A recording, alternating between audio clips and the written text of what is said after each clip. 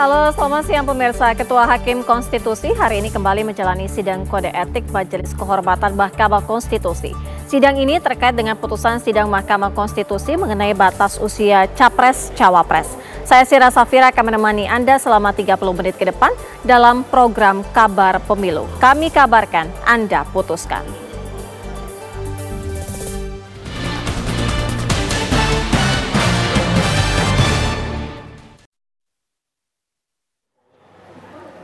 Pemirsa, tim kampanye nasional atau TKN Prabowo Gibran batal mengumumkan struktur tim pada Kamis kemarin. Nama Hovifah Indar Parawansa yang disebut-sebut bakal masuk TKN ternyata masih belum memutuskan sikap. Nama Gubernur Jawa Timur Hovifah Indar Parawansa menjadi rebutan pasangan calon presiden dan calon wakil presiden. Nama besar Hovifah sebagai gubernur dan juga tokoh politik senior dianggap penting untuk kunci meraih suara pemilih di Jawa Timur. Meski sudah ada pendekatan dari Koalisi Indonesia Maju untuk mendukung Prabowo Subianto dan Gibran Rakabuming Raka, Hovifah ternyata masih belum memberi keputusan. Izinkan saya memaksimalkan tugas sebagai gubernur. Akhir masa jabatan pada periode ini adalah 31 Desember. Itu. Sudah ada komunikasi nggak, Bu? Sudah partai koalisi. Itu lo konjoku kabar. Bu, tapi Golkar kan sudah mengiyakan bahwa akan menjadi tim pemenangan ya, di Jawa Timur mungkin. Dialog aja sama Pak Erlangga, sama Pak Ketua MPR, Pak Bambang Susatyo. Ya, kita berbicara karena kita kawan lama gitu. Di tengah sikap Hovifah yang masih belum jelas, tim kampanye nasional TKN Prabowo Gibran akhirnya batal mengumumkan struktur tim untuk pemenangan di Pilpres mendatang. Bahwa memang akan diumumkan rencananya hari Kamis, tapi bukan Kamis ini. Ya, oke. Jadi Kamis kapan, Pak? Kemungkinan ini baru kemungkinan Kamis depan karena ini masih ada beberapa nama yang sedang dikonsolidasikan. Sebelumnya beberapa politisi dari Koalisi Indonesia Maju telah memberi sinyal kuat bahwa Hovifah akan mendukung pasangan Prabowo Gibran di Pilpres 2024 mendatang dan juga akan diajak masuk ke tim pemenangan. Tim TV One mengabarkan.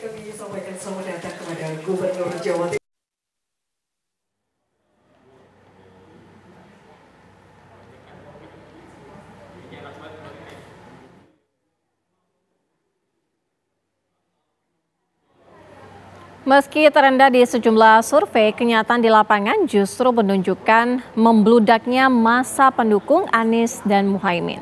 Dalam safari politiknya di Sumatera pekan ini, masa pendukung Amin membludak hampir di setiap titik kunjungan Anies Baswedan.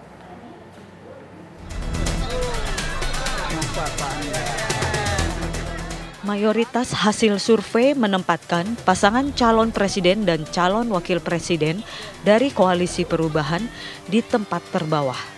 Namun, kinerja survei ini ternyata berbanding terbalik dengan kenyataan di lapangan.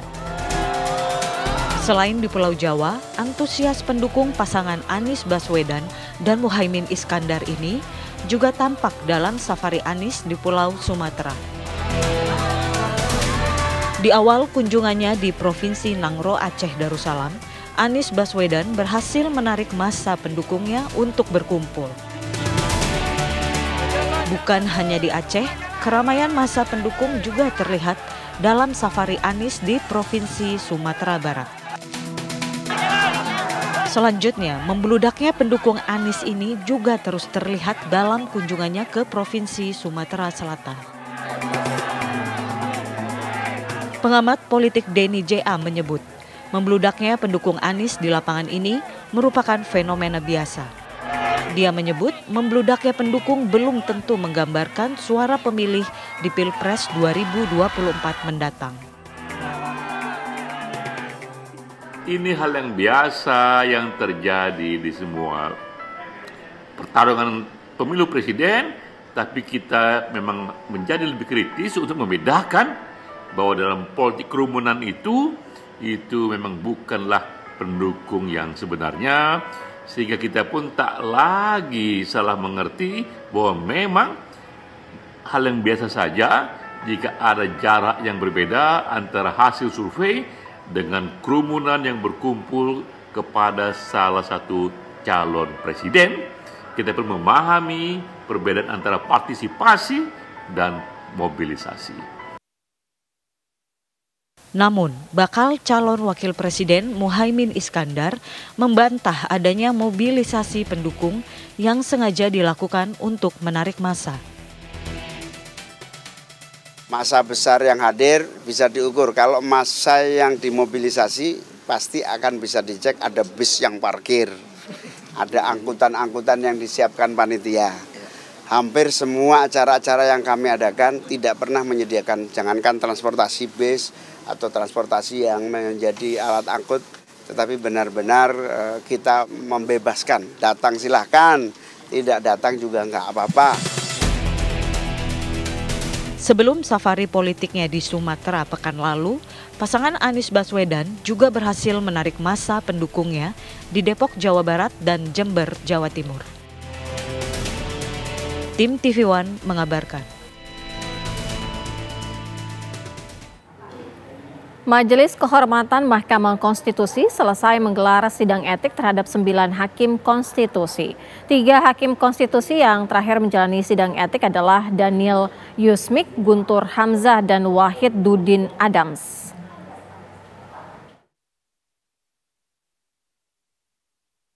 Majelis Kehormatan Mahkamah Konstitusi menggelar sidang pelapor pada Kamis pagi dan dilanjutkan sidang etik hakim konstitusi hingga Kamis malam. Ketua Majelis Kehormatan MK, Jimli Asidiki menyebut agenda sidang pelaporan berfokus pada dissenting opinion dan kohesivitas para hakim konstitusi. Sementara sidang para hakim konstitusi memusatkan perhatian pada kronologis jalannya proses pengambilan keputusan. Putusan sidang Majelis Kehormatan MK akan diumumkan pada Selasa 6 November 2023. Sebelum itu, Majelis Kehormatan MK akan menggelar rapat putusan sejak Minggu 4 November. Sidang hari ini terfokus kepada terlapornya 2 hakim. Satu Pak Arif Hidayat dan yang kedua Pak Saldi Isra. Yang dipersoalkan adalah dissenting opinion. Kok bukan opinion isinya curhat gitu loh. Nah ini kan sesuatu yang baru. Itu soal kohesivitas dan kolaborasi, kohesivitas, kerjasama, kekompakan bersembilan. Ini kalau dibiarin itu bisa repot ini.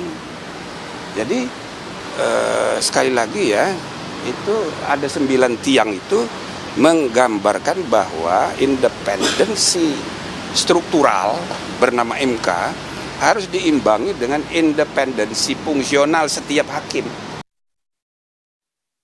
Dengan sidang ini telah genap sebanyak 9 hakim konstitusi menjalani persidangan etik yang digelar oleh Majelis Kehormatan MK. Majelis Kehormatan MK juga kembali akan menyidang Ketua Hakim Konstitusi Anwar Usman serta memanggil panitera dan mantan hakim MK Idewa Palguna Jumat ini. Dari Jakarta, Yohanes Leonardo, Senida Aditya, TV One mengabarkan.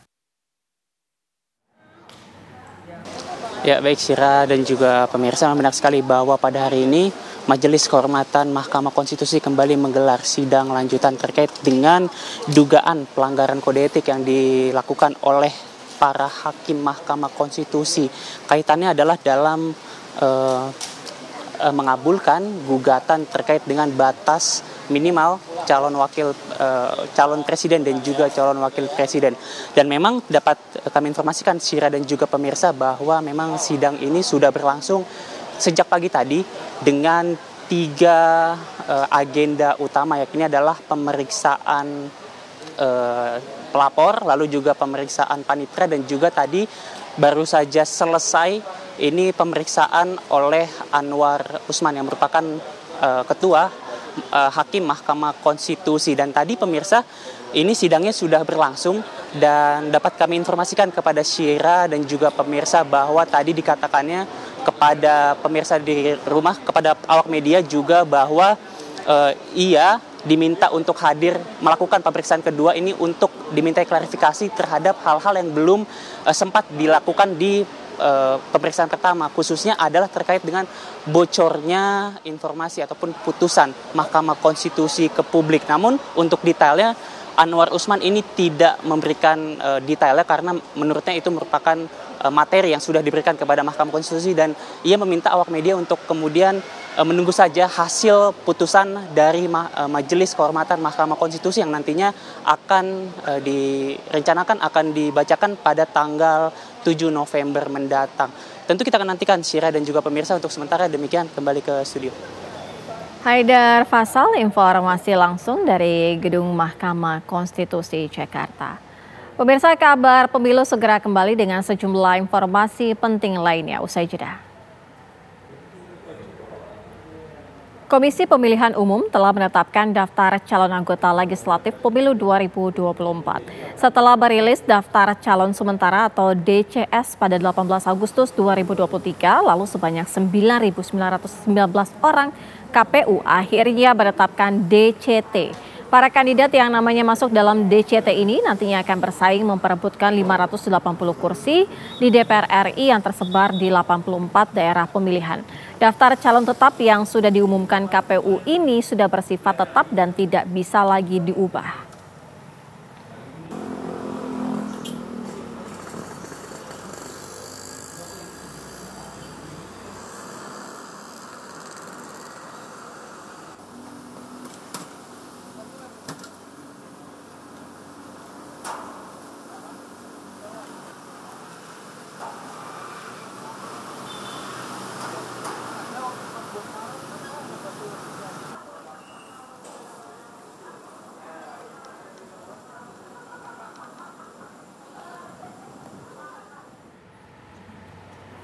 Informasi terbaru mengenai DCT Pemilu 2024 akan disampaikan oleh rekan kami Rizka Salsabila dari Gedung KPU. Rizka.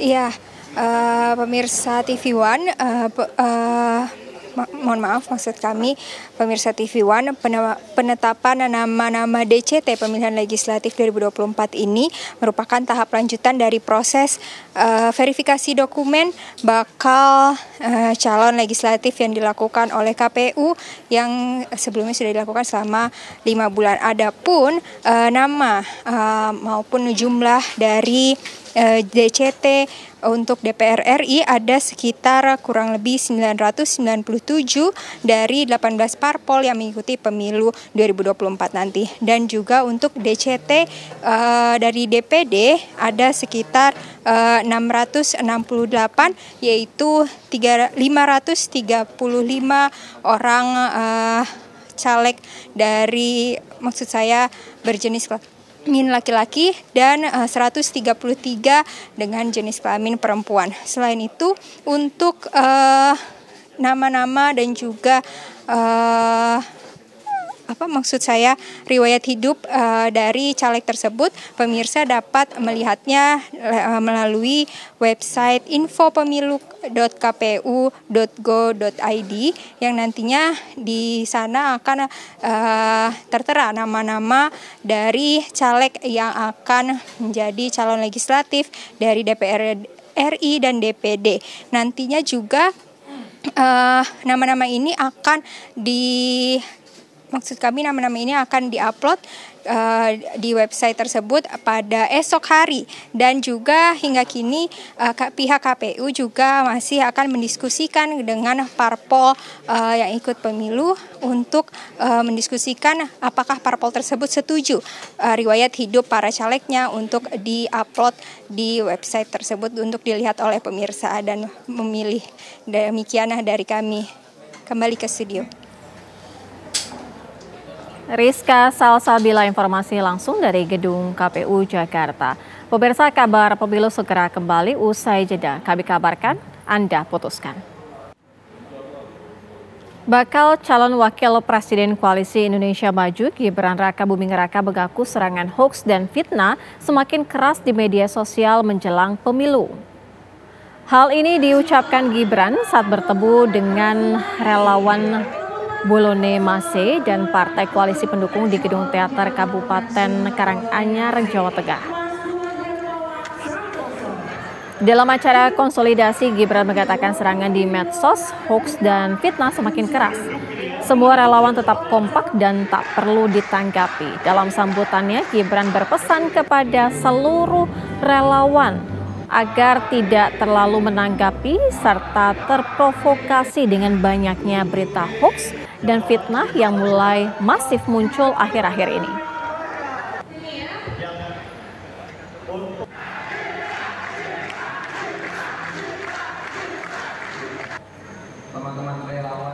Pemirsa, bakal calon wakil presiden dari Koalisi Perubahan Muhaimin Iskandar menghadiri deklarasi Amin Muda atau Anak Muda Indonesia Kawal Amin ke Istana. Deklarasi ini dilakukan kelompok Anak Muda Indonesia. Dalam deklarasinya, Anak Muda Indonesia menitipkan visi misinya dan perbaikan moral kepada pasangan Amin alias Anies Muhaimin. Menurut Muhaimin, Amin merupakan organisasi anak muda AMI ini dan diharapkan menjadi penggerak anak muda Indonesia untuk mengkampanyekan pasangan Anies Muhaimin di seluruh Indonesia.